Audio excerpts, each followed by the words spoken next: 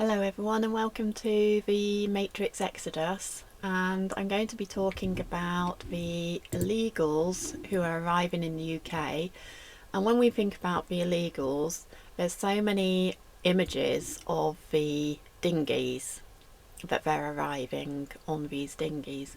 In actual fact, that's not how the majority of illegals are arriving.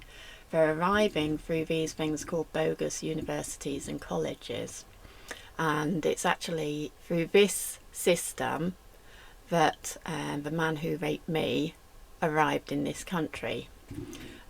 I was able to identify the man who raped me, and I'll explain how that happened in another video, because that is worth a video of its own. I told the police who it was. They located him. They found out that he was part of this university and it was a bogus university, and he had arrived here illegally. This has been going on for years. This is a article from The Guardian, which dates back to 2009, and it's been going on for a long time. And you'll discover that there are a lot of universities involved. It's a money laundering system, it's a corrupt system, and these universities are not going to let this go because they are making billions from it. This is a new article about funding, where it's coming from. They even admit the challenges the universities are facing. While the 2012 tuition fee, this is the year that I got raped, reforms initially bolstered the sector's finances, facilitating many of the achievements we have seen. The cracks are beginning to show. They are going to struggle, and they are going to cling on to what has been working since 2012, which is bogus universities and illegal immigration. That's what I believe is going to happen. They are not going to give it up easily. Now, this is a video which was done by Dispatches, and it's all about the student plagiarism. So what's going on is all these illegals are coming into the country. They are sitting exams to prove that they can speak English when they can't, because what's happening is the examiner is giving them the multiple choice answers, and I believe that the exams should be changed from multiple choice to actually speaking and written English. I think that they should be able to write the English themselves rather than just ticking a box, because that multiple choice is allowing this plagiarism to begin at the rate that it is doing so. So you'll see that. If you want to watch that, I'll leave that in the description below,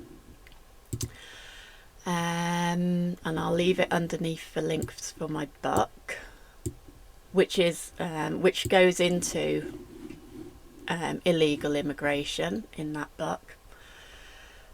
There's new restrictions, so these students, and many of them are illegal, are bringing their family over to the UK. And when so many are illegal anyway, I mean, it's just shocking. Despite the challenges in legal migration, the government has been more successful tackling illegal immigration. Well, I feel that what's going on is that they have Nigel Farage concentrating on the dinghies, so that all the eyes are off illegal immigration coming through the bogus colleges. And I feel that that's just set up, basically, so as a distraction. If you're in America, you should check your laws and your universities, see what they're doing with illegal immigration, and see how their money is coming through, because I think it says here somewhere that there is a huge amount of money coming in from the universities. I think it's 34 million, something like that. It might have been in this one.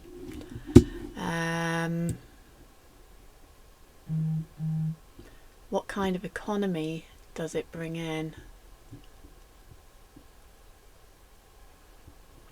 It maybe wasn't in that one, and maybe it's in this one.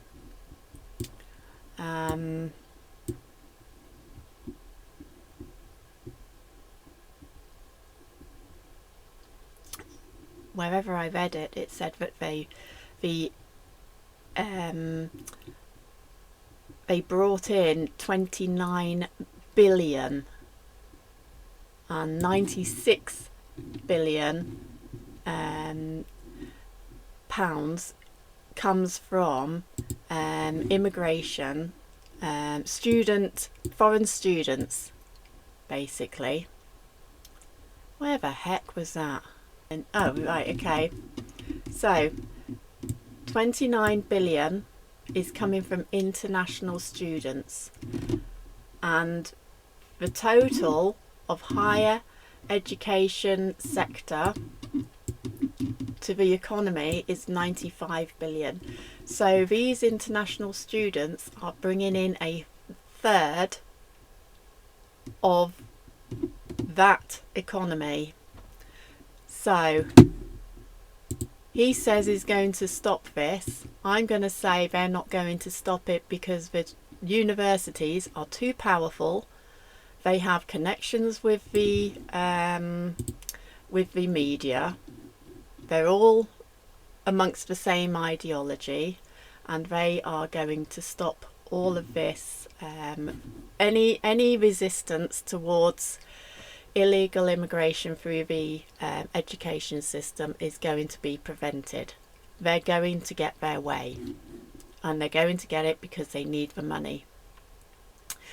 I just want to explain how I used the argument of genocide in my rape case, because I had to self-represent my own rape case. I was raped by an illegal immigrant. He was allowed to attack me in front of the police because of political correctness, which is why I've written my book about political correctness and the harm that it's causing. And it is a fiction, but it's based on very real scenarios, my own including, and not entirely on my own situation, but I've added it in because I made the case that all these rapes in Europe were genocide, and they are under international criminal courts. It's known and understood now that and acknowledged that genocide now includes rape. Genocide or rape. And alternative media aren't talking about it. Well, I am, because I used the argument in my court case. I'm the only person to do it because and I set precedent doing that, because no one else is making the argument in alternative media that actually genocide or rape is happening in Europe, and it is, and I argued it. And it includes the definition of aiding and abetting mass rape, which is happening through the use of political correctness.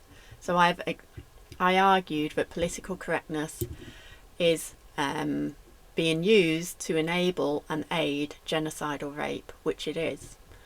And yeah, there's a genocide being committed against Europeans, probably Americans. If you've got illegal immigrants attending your universities and colleges, then you can be sure that there's genocidal rape going on as well, especially if political correctness is not preventing the rapes like it is, as is the case in the UK.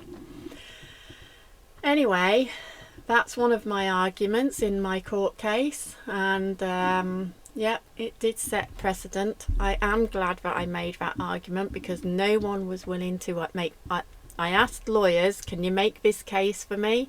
They said no. No, we can't. It won't work. It won't work. So I had to take the case on my own. And it was horrible having to fight your own rape case because no one else would do it because they're too scared of the political correctness. It's a devastating time and era that we're living in right now. But unfortunately, we are here, and all I can do is fight back. And I do need your support. I do need your help. Since I've been doing videos, I've lost loads of subscribers. I don't know why, but maybe it was the Labour one. I mean, if you think I'm all about Labour after they've sort of turned politically correct and aided with these rapes with their political correctness, then you're dead wrong. But this is, you know, I have lost loads of subscribers suddenly after I've started doing videos, so I'm not going to be shutting up about this. It annoyed me and I had to fight my own case, and that's filth. That's absolutely perverse, and I'm going to be shaming people for it. Thanks for listening. Please comment, please share, and please subscribe. Bye.